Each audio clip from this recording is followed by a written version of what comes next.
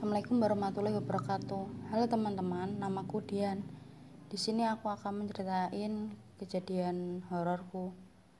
Jadi sebelum tinggal di Demak, aku kan tinggal di Bandung. Nah, kebetulan rumahku tuh deket banget sama mall yang dibangun dari nol. Ya udah jadi urban legend itu mall. Emang agak mistis sih. Mallnya itu Bandung Super Mall atau BSM. Jadi pertama kali dibangun emang udah booming, yang pasti belum jadi Trans Studio Bandung ya.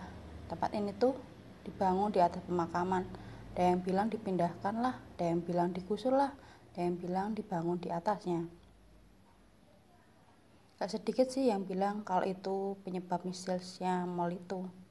Awalnya dibuka sering banget kan warga sekitar olahraga atau jogging di mall itu, di parkiran sama halaman PSM-nya itu. Ngomong-ngomong aku gak inget, tapi mamaku cerita. Jadi waktu aku umur 5 atau 6 tahunan lah. Jadi kalau aku diajak jogging ke sana, aku sering banget bilang lihat perempuan pakai baju putih. Wajahnya pucat, rambutnya panjang, hampir sepaha. Ngeliatin sambil senyum-senyum ke aku. Sampai suatu hari aku pergi ke mall itu. Terus tiba-tiba ada mbak-mbak teriak kencang banget di toilet wanita. Gak sedikit yang panik dan liatin mbaknya. Banyak yang nolongin, termasuk mamaku. Heran sama semua orang itulah. Sementara itu ada nenek-nenek duduk di lantai. Posisinya itu kayak orang habis ngesot. Aku coba ngeliatin. Lama-lama dia nengok ngeliatin aku. Wajahnya gak bisa aku lupa sampai sekarang.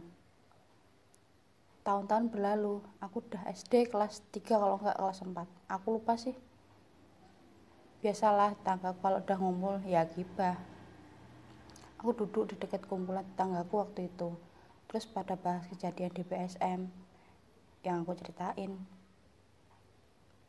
Kalau ternyata si mbaknya yang jerit tadi setelah kejadian itu meninggal. Gak tahu sakit tiba-tiba. Ada yang bilang anehnya sakit.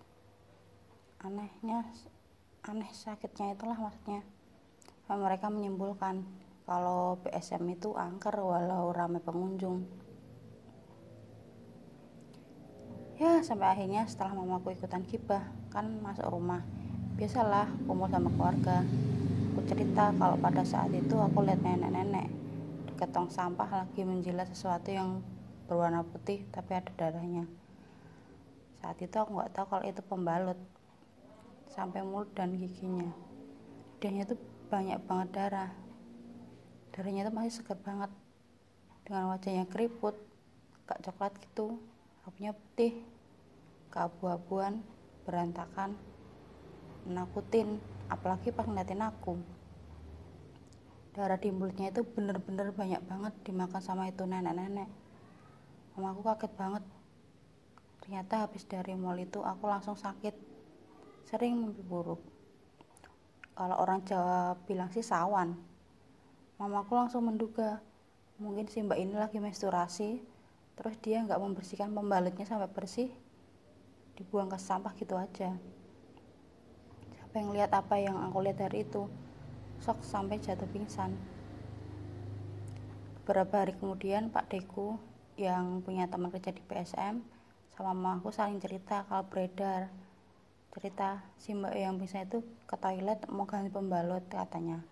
Terus dia balik lagi ke toilet itu karena ada sesuatu yang ketinggalan. Terus dugaan mamaku seperti memang terjadi.